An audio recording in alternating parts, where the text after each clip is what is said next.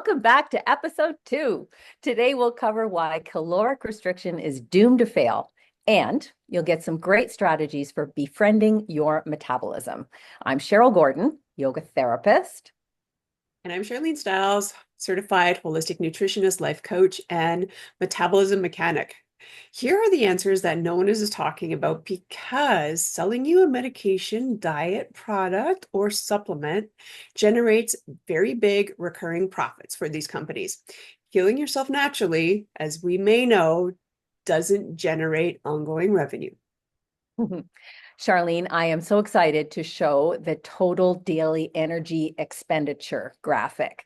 For me, it totally made clear why calories in and calories out is just not helpful. So can Yes. we share that? Can we Yeah, figure out how to share we're going to figure out how to share it. that? Girls figuring out tech. Here we go. Does that look good on your end, Cheryl? Yeah, I've got it. Yes. Fantastic. Okay. Okay. So here we are talking about the expenditure of energy. It's a really great, good fundamental concept to understand when it comes to metabolism and weight management. So basically, it's the total amount of energy your body burns in a day, and it's made up of 4 parts. So the BMR, which is the basal metabolic rate or the resting metabolic rate. This is the energy our body just needs to keep us going, keep us alive, keep us breathing, circulating our blood, and even thinking. It makes up the largest chunk of our total daily expenditure, which is about 40%. So I don't know if you can see it in this chart here. That's the very bottom gold part. Yeah, Making up, 70%, right, Charlene? 70%? yes, yeah, Yeah, about 70. 70%. Yeah. And then there is the next level, which you can see here spelled out as NEAT, N-E-A-T, which stands for non-exercise activity thermogenesis. So this includes all the little movements that we have in a day that we maybe don't even think about. So this is like fidgeting, walking, going to the kitchen, cleaning your dishes, even moving your hands. This makes up about 15% of the total daily expenditure. And then the next little part there where you see TEF, that is the thermic effect of food. So this is the energy that our body uses to digest and process food. So protein-rich foods actually burn more calories during digestion, and this uses up about 10% of our total daily expenditure of energy. And that's why you always emphasize protein with us women, because a lot of us struggle to get enough protein. Yeah. Yeah, one of the many reasons. Yes, but primarily. And then the last part, when you look up at the top, EAT, which is where a majority of us focus our time and attention when we're trying to wrap up our metabolism. So this is our exercise activity thermogenesis. So this makes up about 5% of overall total daily expenditure, which means like exercise that you're intentionally doing. So from exercise, from yoga, from dance class, etc., is about 5%. And I'll just Mhm. mention here, even high athlete, if you're like in athlete shape, this amount is only going to go up to maximum 10%-ish. Wow. So for most of us, unless we're training for a national team, it's 5%. So putting more time in at the gym, not really the plan. Not at all.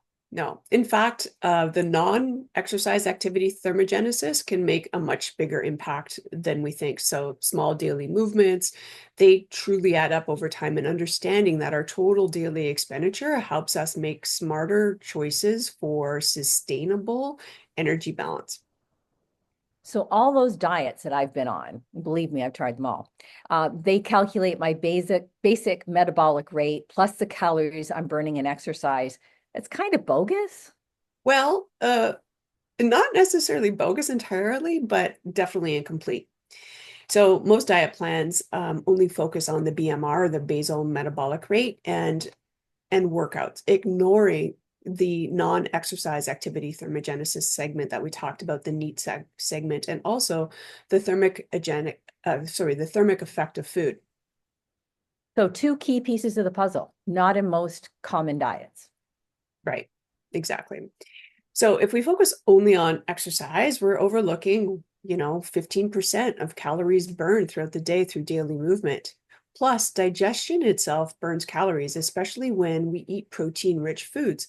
So the problem is that most diet plans don't factor in how your body uniquely uses energy. That makes so much sense. So instead of obsessing over gym time, I should be looking at my whole daily energy picture. Yeah. Sustainable weight management is not just about burning calories in the gym, it's about working with your metabolism all day. So can we just shout out to the rooftops that all that data on your smart device about calories burned, I think it hurts our progress. I think we get obsessed about these numbers and it's not accurate. I totally agree. I couldn't agree with you more. And it can be really distracting from our own mindfulness and our own clues and our own intuition, right? When I'm teaching yoga, I got to tell you, the smart watches are a beeping and a chirping, and I find it affects my concentration. So I can't imagine how it interferes with the practice for the student. I'm so glad you're clarifying why the obsession with tracking steps or calories is just not necessary. So let's get into the experience of the activity of the moment. Let's be mindful. Right? And enjoy it rather than being Yeah. notified of how you're supposed to feel or how many calories you burned. I agree. We're going to take a deeper dive into why calories in and calories out is just not an effective model in our dedicated four part series course here. So we'll drop the details in the show notes below, but let's just outline here the reasons why exercising to lose weight is just a frustrating endeavor. I love this topic. You know, Charlene, I still find myself laboring under these outdated beliefs. So, to our listeners, you are definitely not alone. Let's go number one. The body is a super efficient machine. For most of our human existence, starvation was a reality. So, for the first few minutes of any given activity, your body may kick in a little extra energy, but very quickly it adapts and minimizes energy expenditure. It's a survival strategy. So, this phenomenon is not reflected in the calorie counters on your smart device. Number two, even if you did burn, say, 500 calories on the treadmill, because that's what it says, eating one store-bought muffin is going to blow that all away. And number three, at that time, all the time that you're pushing yourself into more and more clicks or calorie burn, it means you're getting pressed for time in other areas. And this creates stress in your life, which inhibits your weight loss. We'll talk more about this in episode 4, but no, none of us women need more stress, that's for sure. And the fourth point that I want to make is long periods of steady state cardio exercise. This is like walking on the treadmill, riding your bike at a steady pace, going for a run, especially if you jog at a pace that you're very familiar with. We can actually start eating our own muscle when we do this. We reduce muscle mass. And totally not what we want to do just because, we're naturally declining as women, as we talked about in our last episode, after the age of 30, particularly if we're not being active. So losing muscle mass is not where we want to go. We want to actually go in the opposite direction because muscle is really the metabolic engine that keeps our body burning efficiently. But as we hit midlife, things begin to shift. We, as I said, naturally lose muscle mass starting as early as our 30s. We can lose up to 2% per year, and that can just speed up, particularly when we get to our 40s and 50s and beyond. So this lean muscle means, or less muscle means a slower metabolism on top of all of the hormonal changes, which can contribute to this weight gain, less energy, and even a higher risk of injury, I'm sorry. And then there's the hormonal changes. So we have the declining estrogen that happens just with time, and then progesterone declines and even testosterone. So that can make it even harder to maintain muscle and easier for us to store fat.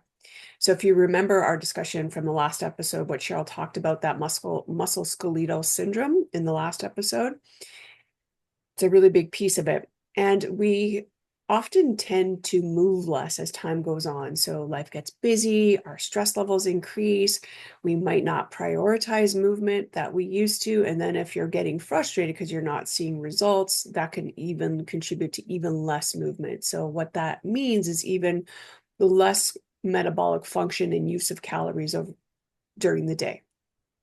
Yeah, it's so easy as the years go by, to just, well, I hurt my ankle, so I can't do as much. And well, I might fall or I might hurt myself. You know what I mean? Like that's why it feels like your metabolism is slowing down. I agree. The good news is, though, we get to fight back. We can focus on building muscle. We talked about eating protein to support that muscle building, staying active throughout the day, like just getting more movement, not worrying so much about what's happening on the watch, but just like getting up and moving, fueling our body properly. We can do strength training, walking, the protein-rich foods that we can help to counteract all of these changes in our metabolic function to keep us strong. And just to emphasize, it's a combination of prioritizing muscle building and fitness, focusing on protein in each meal, and investing in meaningful self-care that shifts the needle. It is not cutting out food groups, starving yourself, or doing killer workouts. Yes. And there's no quick fixes. Like it's all about making these small sustainable shifts that work with the body. And so let's look at this again. I'll share the graphic again to set, sorry, I stopped sharing so that we could see each other. We can talk. Yeah, I know. But it's so nice to see the graphic again, though, because I don't know, some people are visual learners. I Yeah. know I am, and it helps to set it in my brain better when I can see So it. hopefully everybody can see that again. So I think so. Yeah, that looks yeah. good. Okay. So to naturally reset the metabolism, we're going to focus on these three areas. Move more, prioritize strength training and increase daily movement, that non-exercise activity thermogenesis. So where you're not intentionally working out, you're just moving your body more. And this is going to help preserve muscle and keep our metabolism active. So And then just to get in here, Charlene, this NEAT is so easy to up because I remember when I heard about this, I stopped sitting to teach yoga. I started walking around the room more. interesting.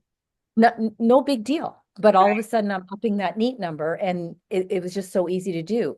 Or, like just when you're watching TV, nobody has commercials anymore, but maybe you set a little alarm or just get up every 15 minutes and just move around, walk around the room or do a couple squats.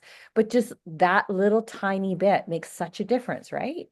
Agreed. Like this is Yeah. a little bit sideline, but we live in boxes, right? We live in a box, in a box house, in a box environment. We are attached to boxes with our screens, our devices, and not getting our body actually moving, which is very detrimental for all of us. The other thing that we need to add on here is to, fuel ourselves intelligently. So eating protein at every meal, that's going to help support the muscle maintenance and also boost the thermic effect of food. Our body's going to need more energy to break down protein than it does carbohydrates. So let's just dive in. I remember you sent out an email a while ago and you said the idea of having peanut butter on toast and a little yogurt cup, that's not breakfast. That's not enough protein at breakfast. Right, And it's too much sugar. right.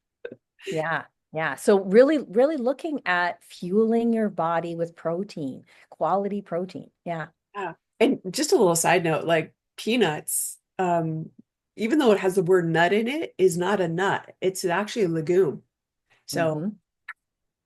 anyhow, if you want I to love peanut butter, but want to check out what the macronutrient component of a peanut is, there's not a lot of protein in it. Anyhow, yeah. yes. So I think we are then talking about the next concept of being able to rest and repair, right? So that we can recover well. This is coming back to this idea, and I don't know that we can talk about this enough, but stress management, the quality sleep, the self-care, that's all going to help us regulate hormones that all impact our metabolism. So when we put all of this together, our body starts working for us instead of against us.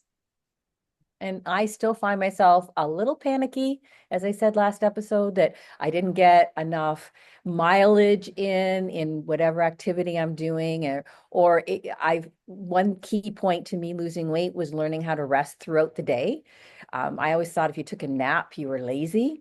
And so when I put my feet up for a few minutes in the middle of the day, I'm like, oh man, I'm going to gain so much weight. I'm being so lazy. But you know what? I look at my scale, I got a big grin on my face, and I know that this is the secret sauce. Yes. The conditioning, right? Like Mhm. we've been fed this story for decades and we've taken it as truth, but now we know better and we can do better.